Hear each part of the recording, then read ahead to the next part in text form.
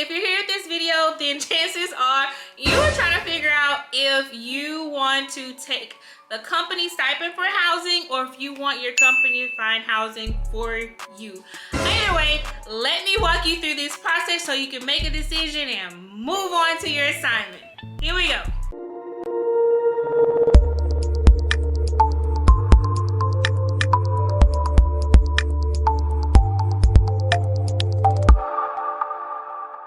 Okay, so there are two options when it comes to figuring out how to get housing with your contracts. Okay, there is company provided housing and there are the stipends. Okay, so let's start with company provided housing. Company provided housing is simply what I just called it. It's provided by your agency, by your company. Okay, they will arrange the housing for you, so you don't have to do any of the heavy lifting. Literally, you just sit back, relax, and wait for them to send you some options. You pick the one you really want out of those options, and you show up at that place right before your assignment, and it's a done deal. It's easy peasy. There are some drawbacks though to doing company provided housing.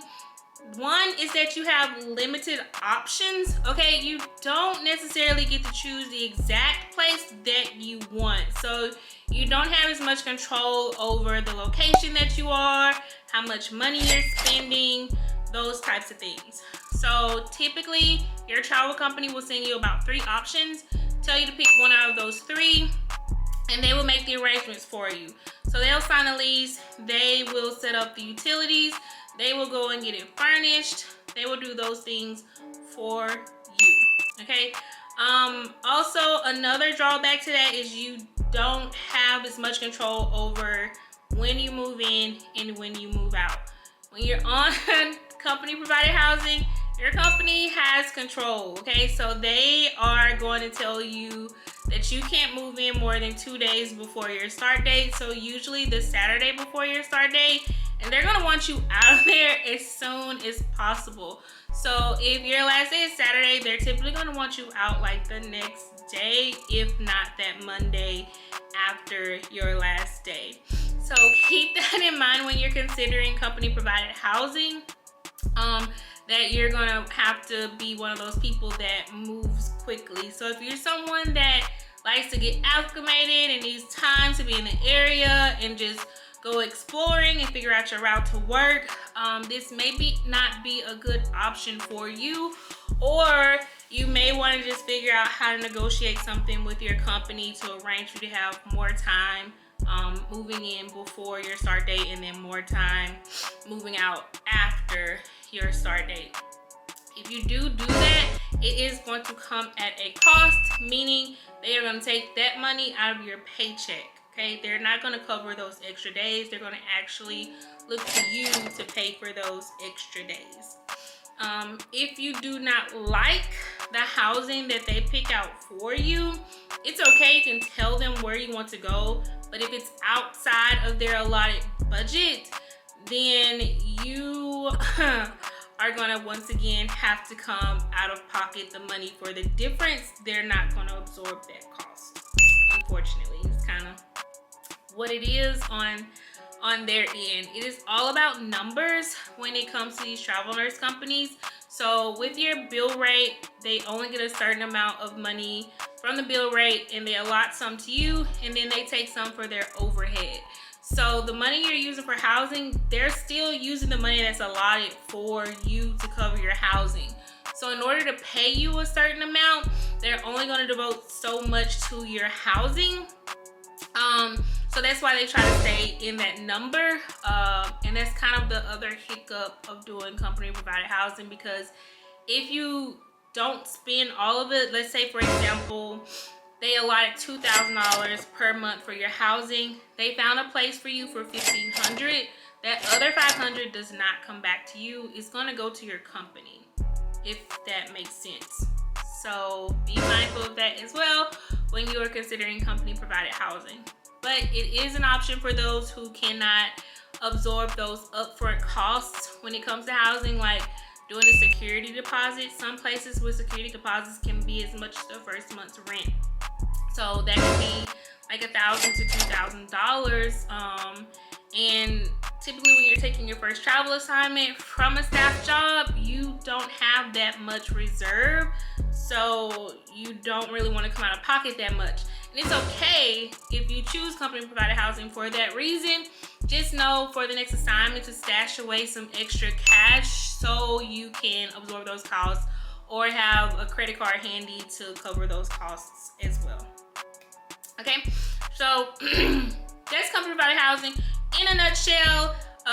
Let's move on to tax-free stipends. So tax-free stipends is what I currently do now. I used to do company provided housing, but that was before I was educated. But you have me to tell you all about these things so you won't make the same mistakes that I did, okay? So tax-free stipends are literally money that your company will give to you tax-free within each one of your paychecks, devoted specifically for housing. As a travel nurse, you're going to be duplicating expenses. I mean, you're going to pay your rent at home, and you're going to have to pay rent on your assignment.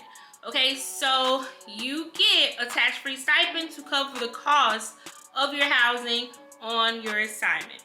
Okay, how you know how much money you will get is you're going to go to a website called gsa.gov, put in the zip code of the hospital that you're going to, and it is going to tell you a number per day that you should get maximum for that particular assignment. So here in my hometown of Natchez, Mississippi, I want to say the per diem per day for housing is $96. So you're going to multiply that by 7, and that is the amount you're going to get every single week in your paycheck for housing each week. So I cannot do the math, or let me just do the math. Let's do that. Go to the calculator. $96, 7 days a week. That's $672 per week. And if we do it for the month, that's $2,600 plus for the month just for housing in Natchez, Mississippi. So I rent out rooms in my home. My room rentals can be anywhere from $750 on upwards to $900. So if a travel nurse were to move into my home and rented one of my rooms, let's just say they did $900, then they would pay me the $900 for the month, and they would literally pocket the rest of that money. Now, it's not as cut as dry as how I said it, but I am not a tax professional, so I'm going to need you to consult your tax professional to make sure that that is going to be allowed for you in your situation. I'm just telling you how I've done it in the past and how I continue to do it as I travel on this journey. Okay, the important thing when it comes to taking a tax-free stipend is making sure that you're qualified for this stipend. Okay, this once again is going to be something that you need to discuss with your tax professional, making sure that you maintain a tax home and you don't run into any issues with the IRS when it comes to taking these tax-free stipends, because it is a pretty big deal, and if you do not qualify for it, you should not be taking a stipend. Instead, your company should just increase your hourly rate to accommodate that. Okay, just a little tidbit. There are a few hiccups as well when it comes to tax-free stipends.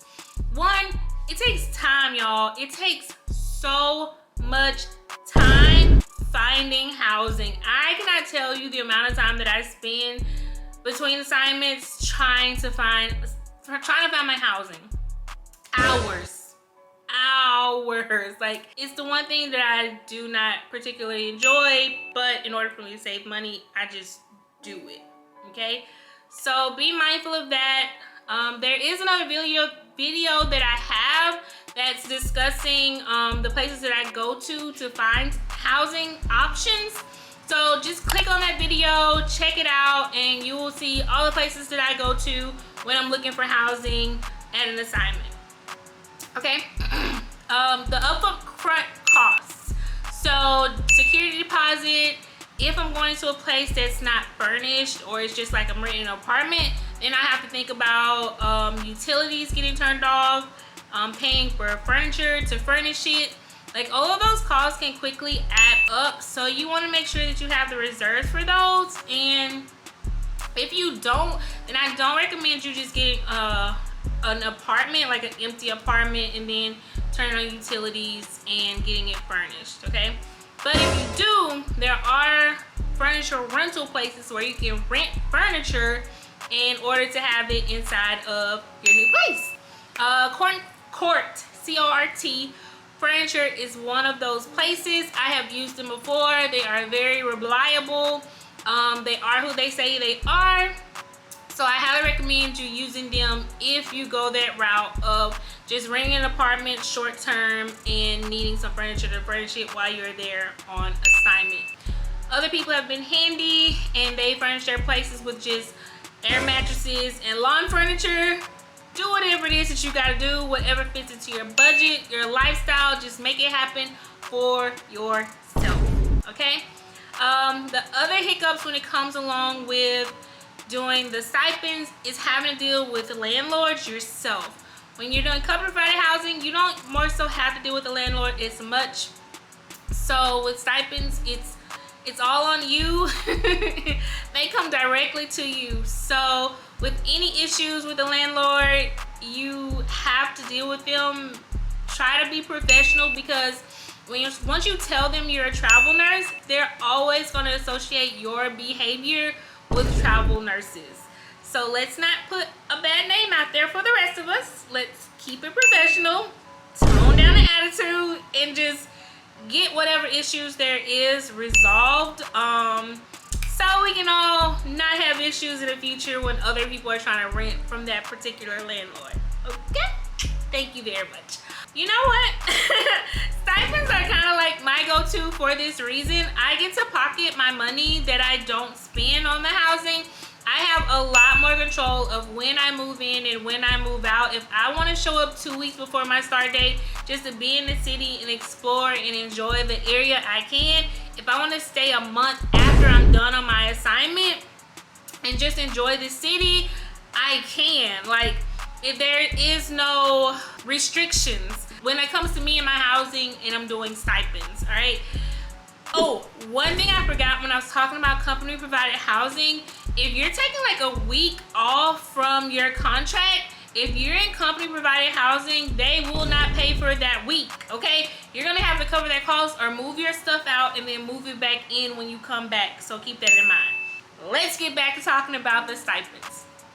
Okay, so another reason why I enjoy taking the stipend amount is also because I can choose the place that I'm going to. I'm very particular about my housing. I'm very particular about where I lay my head.